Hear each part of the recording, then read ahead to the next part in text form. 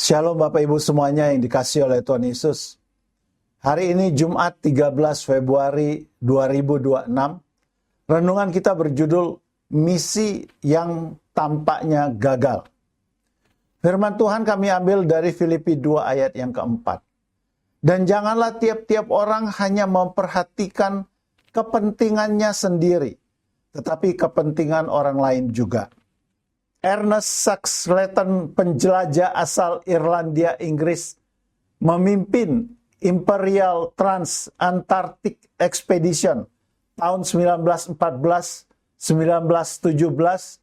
untuk menyeberangi Antartika dari pantai ke pantai melalui kutub selatan.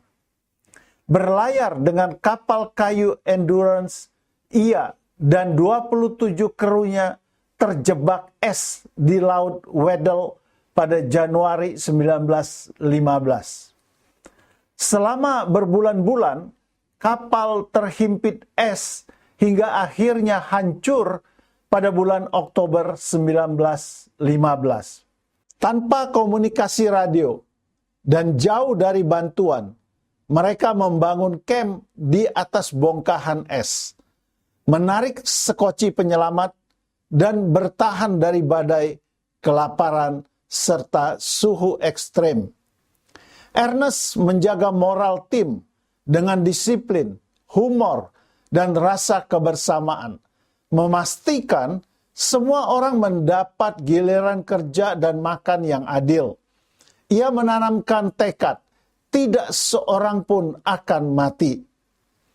April 1916, Ernest bersama 5 orang dari krunya menempuh perjalanan berbahaya sejauh 1.300 km di Samudra Selatan dengan sekoci kecil James Caird menuju Pulau Georgia Selatan.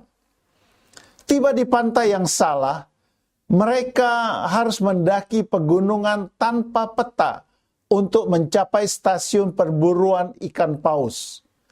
Setelah berhasil mendapatkan bantuan, Agustus 1916, Ernest kembali dengan kapal penyelamat dan mengevakuasi seluruh 28 anggota krunya tanpa kehilangan satu nyawa pun. Sebuah keajaiban mengingat kondisi ekstrem yang mereka hadapi. Ernest dikenang bukan karena berhasil mencapai misi awalnya, tetapi karena kepemimpinan dan keteguhannya yang memprioritaskan keselamatan tim. Kisah ini menjadi teladan bahwa kegagalan tujuan tidak selalu berarti kegagalan hidup, dan bahwa harapan dapat dipertahankan bahkan di tengah situasi yang tampaknya mustahil. Paulus menulis, "Dan janganlah tiap-tiap orang hanya memperhatikan kepentingannya sendiri, tetapi kepentingan orang lain juga." Paulus menunjukkan ayat ini untuk jemaat Filipi, di mana mereka tengah menghadapi tantangan baik dari luar maupun dalam gereja. Paulus menasihati jemaat untuk hidup dalam kerendahan hati, kesatuan, dan kasih, meneladani Kristus yang rela mengosongkan diri demi keselamatan manusia. Ayat ini menekankan pentingnya memperhatikan dan mengutamakan kepentingan orang lain, bukan hanya diri sendiri. Tujuannya adalah untuk membangun komunitas yang saling peduli dan kuat. Kita belajar dari Ernest yang tidak hanya memikirkan keselamatannya sendiri, tetapi selalu memprioritaskan kesejahteraan dan keselamatan seluruh timnya.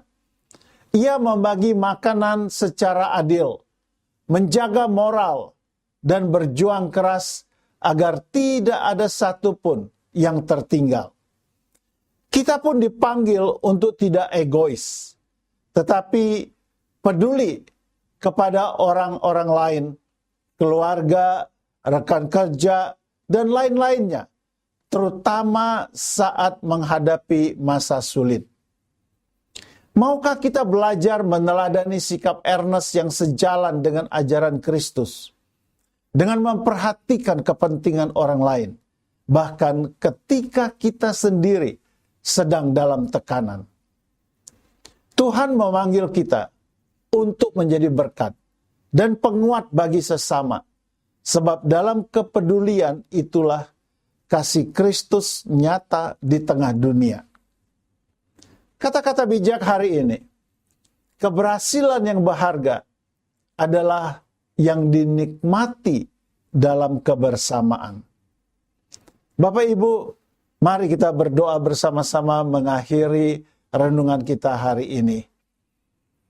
Tuhan, ajar aku untuk memimpin dengan hati yang mengutamakan sesama, seperti Engkau memimpin dengan kasih. Dalam nama Yesus, aku berdoa. Amin.